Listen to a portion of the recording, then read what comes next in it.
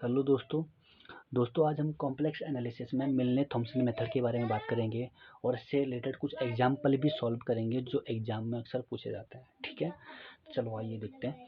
मिलने Thomson method होता क्या है कि अगर हमें कोई रियल पार्ट दे रखा होगा तो हमें उसका इमेजिनरी पार्ट निकालना होगा, और हमें अगर यदि इमेजिनरी पार्ट दे रखा होगा तो हमें इसका रियल पार्ट निकालना होगा। इसके लिए हम मिलने थॉमसन मेथड का यूज़ करते हैं।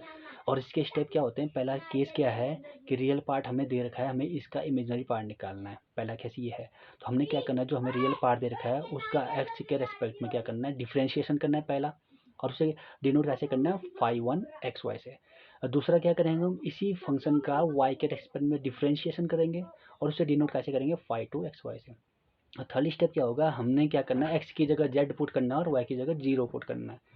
ठीक है, और फोर्थ स्टेप क्या होगा हमारा, हमने एफ जेड निकालना है। इन सभी का जब हम ये तीनों स्टेप कर लेंगे तो हमें उसका एफ जेड निकालना है। एफ जेड का फॉर्मूला मैंने यहाँ लिखा हुआ है। ठीक है, integration phi one Z zero minus I phi two Z zero. ठीक है, हमने इसका क्या निकालना है, इंटीग्रेशन निकालना है। ठीक है, फिर उसका हमें जब v पूछ रखा होगा तो हमें v के लिए क्या करने का है, हमें v के लिए z की जगह जो हमारा एफ जेड आ जाएगा उसमें z की जगह हम x प्लस आई वाई पुट कर देंगे तो हमारा क्या निकल जाएगा, v निकल जाएगा। चलो क्वेश्चन से समझते हैं, हम क्वेश्चन से आपको समझ में आ जाएगा। ठीक है, क्वेश्चन में क्या पूछ रखा है, हमें u दे रखा है, हमने क्या पूछ रखा है, उसने v पूछ रखा है। तो देखिए अगर एग्जाम में जब कोई कॉम्पिटिटिव एग्जाम होता है ना, कॉम्पिटिटिव एग्जाम में हमें यहीं तक ज़्यादातर पूछ लिया जाता है कि उसका एफ जेड निकालिए।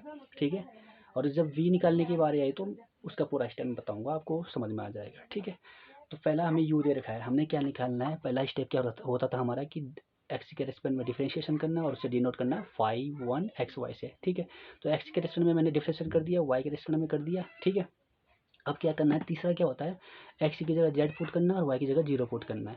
तो मेरा फाई वन जेड जीरो भी निकल जाएगा। x की जगह z पुट करो कहाँ, फाई वन में।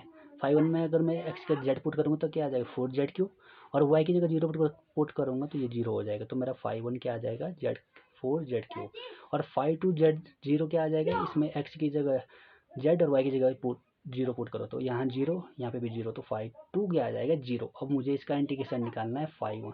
तो मैंने फार्मूला भी बताया था ना ऊपर, ये देखो formula, phi one Z zero minus I phi two Z zero, उसका इंटीग्रेशन निकालना। तो यहाँ फॉर्मूले में ये वैल्यू रख दो तो हमारा आंसर क्या आ जाएगा, एफ जेड आ जाएगा। मैंने क्या कर दिया, फाई वन जेड रख दिया, फाई वन जेड जीरो और फाई टू जेड जीरो रख दिया। तो फाई टू तो जीरो था और फाई वन ये था मेरा फोर जेड क्यूब, तो जेड क्यूब का इंटीग्रेशन क्या होगा, जेड की power four upon four, four से फोर कैंसिल हो जाएगा तो मेरा एफ जेड क्या आ जाएगा, जेड की पावर फोर प्लस सी।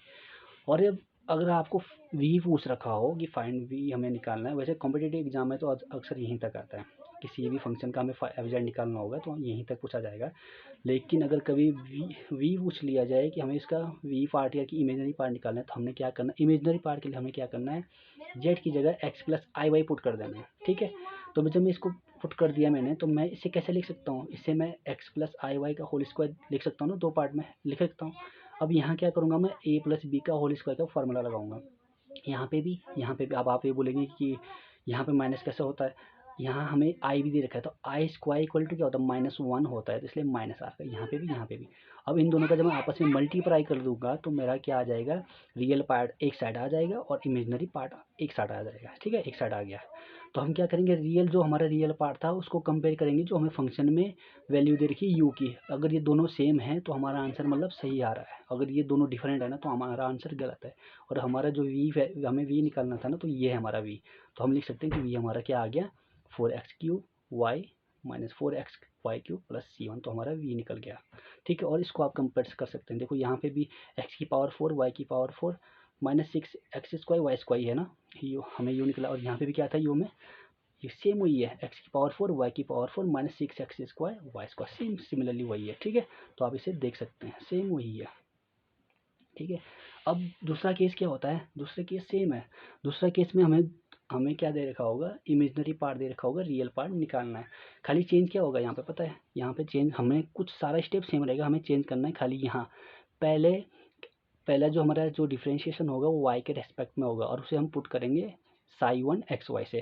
और दूसरा स्टेप में क्या चेंज होगा, हमें यहाँ वाई के रेस्पेक्ट में कर रहे हैं, वहाँ हम क्या करेंगे, एक्स के रेस्पेक्ट में उसे डिफ्रेंशिएशन कर देंगे, पुट क्या करेंगे, साई टू एक्स वाई। चलो देखते हैं कैसा होता है। ये दूसरा केस है। दूसरे केस में हमें क्या पूछा जाए, अगर इमेजिनरी पार्ट दे रखा हो और हमें उसका रियल पार्ट निकालना हो, तो मैंने कहा था ना कि हमें क्या करना है, पहले y के रेस्पेक्ट में डिफरेंशिएशन करना है। लेकिन हम अगर हमें रियल पार्ट दे रखा था तो हमें क्या कर रहे थे, हम क्या कर रहे थे, x के रेस्पेक्ट में पहले कर रहे थे, y के रेस्पेक्ट में बाद में कर रहे थे। और वहाँ हमने डिनोट कैसे किया था, फाई 1 एक्स वाई से और फाई 2 एक्स वाई से। यहाँ हम पुट कैसे करेंगे, जब y के रेस्पेक्ट में पहले डिफरेंशिएशन करेंगे तो psi 1 X Y psi 2 X Y, बाकी स्टेप सेम रहेंगे। ठीक है, x की जगह z और y की जगह 0 पुट करेंगे। तो आप इससे रिलेटेड एग्जाम्पल भी आप देख सकते हैं। सेम सेम फंड है दोनों का, सेम तरीका है दोनों का, आप निकाल सकते हैं। मैंने ये क्वेश्चन यहाँ सॉल्व कर रखा है, आप इसे चाहे देख सकते हैं।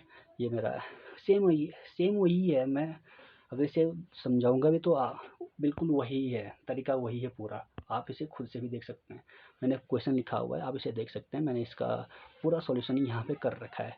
अक्सर क्वेश्चन में एग्जाम में इसी प्रकार यहीं तक पूछा जाता है, हमें क्या दे रखा होगा, यू या वी दे रखा होगा, मुझे एफ जेड निकालना है। तो एफ जेड निकालना है, यहीं तक पूछा जाता है अक्सर एग्जाम में। तो आप इसे देख सकते हैं, मेरा एफ जेड है।